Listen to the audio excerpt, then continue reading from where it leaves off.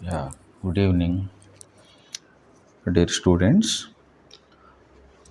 We are discussing about the basics of the semiconductors. Okay, in our last presentation, we have seen the classifications of the materials. As you okay aware of that, what we have discussed in our previous presentation is that the classifications of the materials.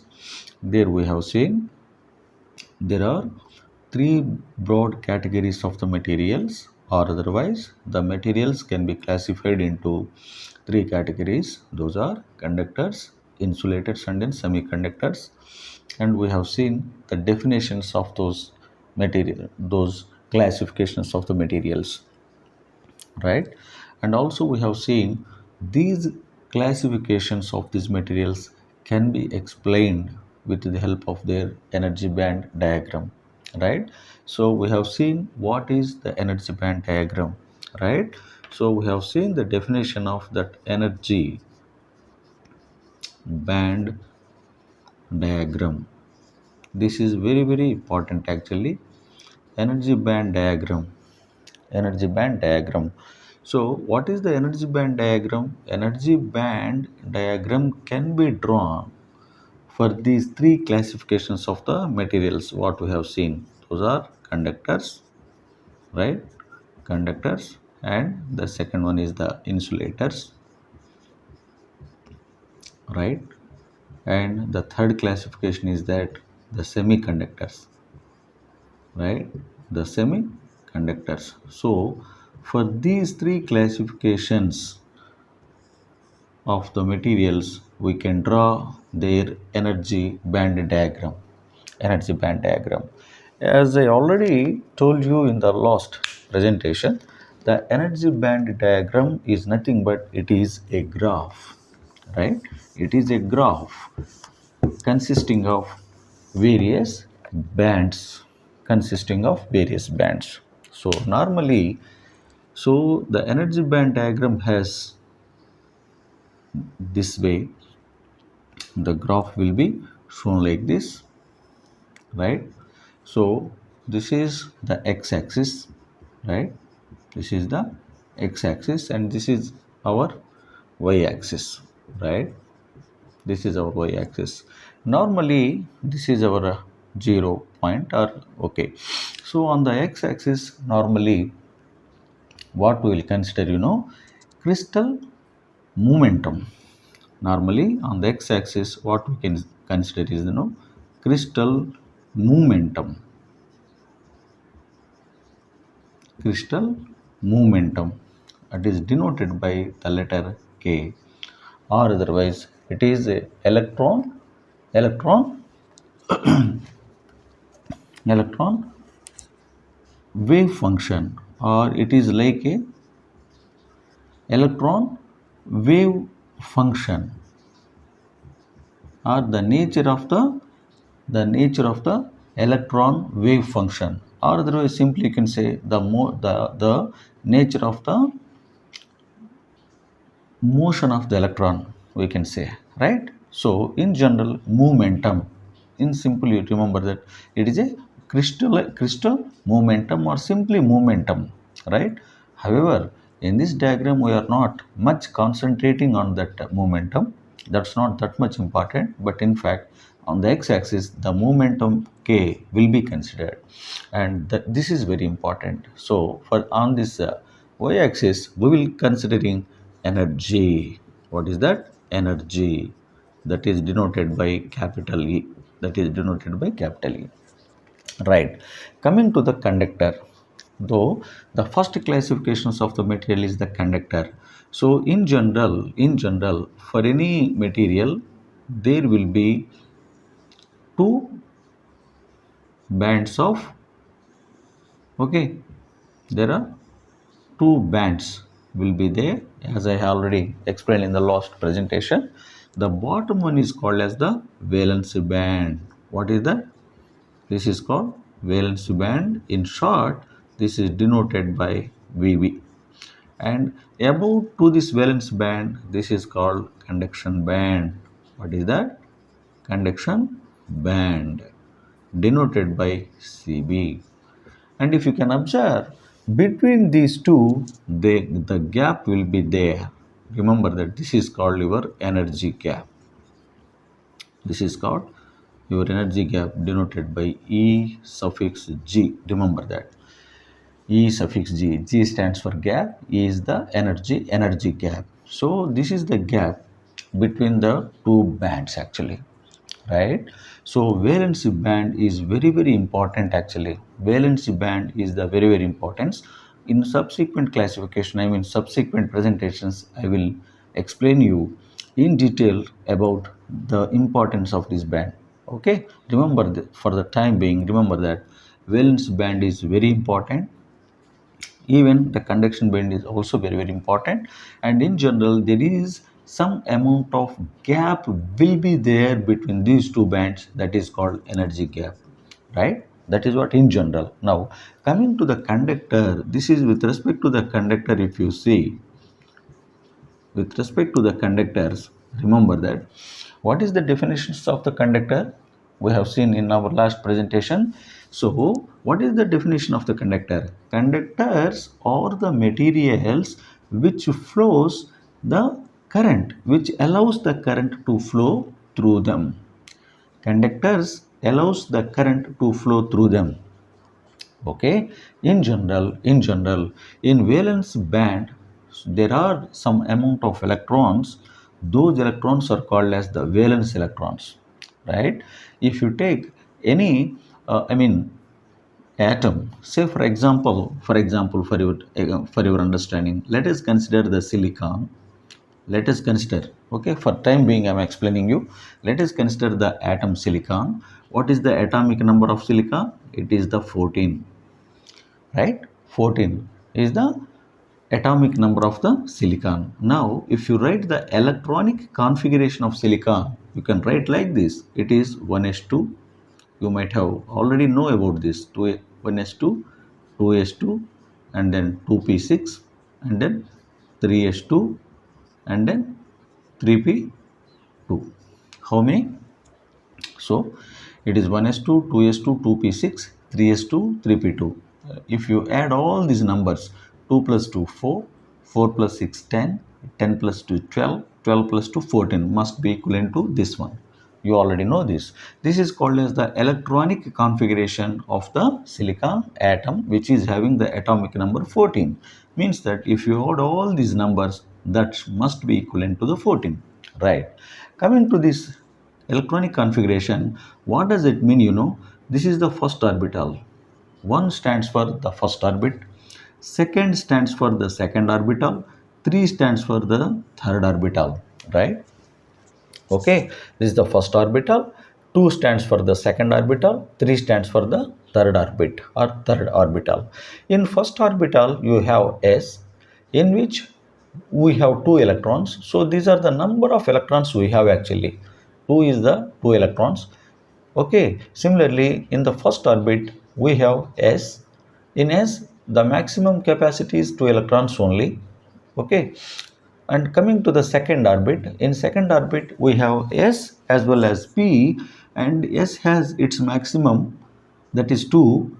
Okay, it has 2 electrons, that is the maximum limit for S. Okay, so S will not allow more than 2. The maximum limit for S is 2 only, therefore it is completely occupied.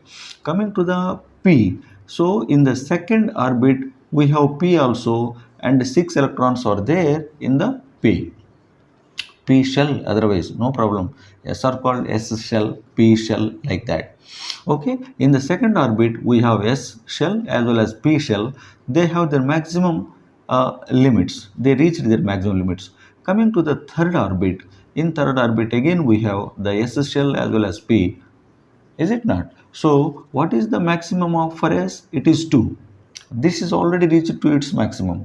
And coming, so if you observe the P shell in the third orbit, what is the available electrons? 2 electrons.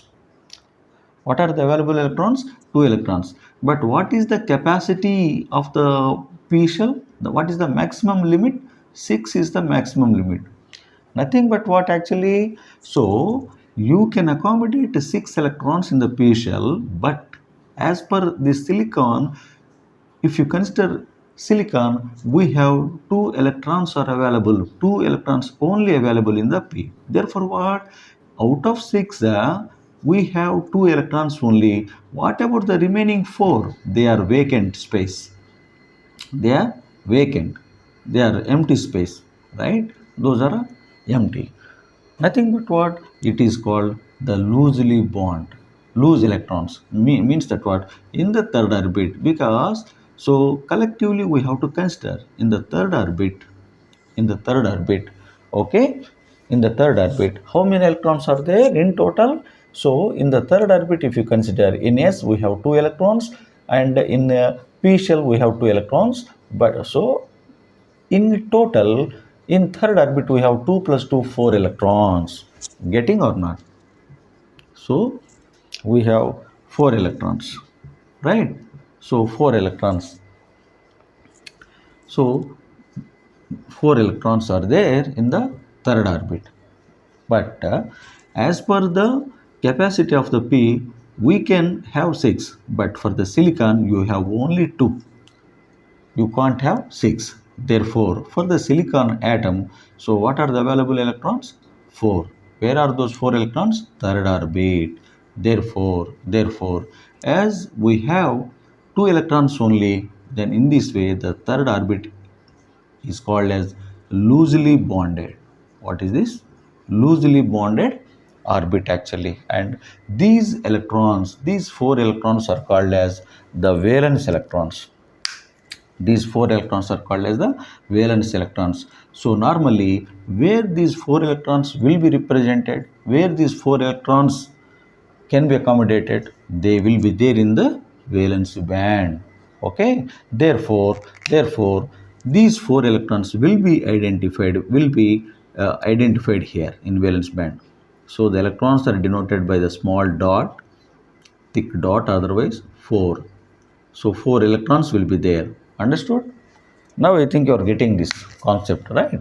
So okay, so as the p has only 2 electrons, okay, therefore the third orbit, so the total electrons which are there in that third orbit, total electrons will be considered, and all those total electrons, for this case it is 4, therefore 4 electrons are called as the valence electrons. Valence electrons, where they will be? They are there in the valence band. That is why these are called as the valence electrons. Those valence electrons will be placed in valence band.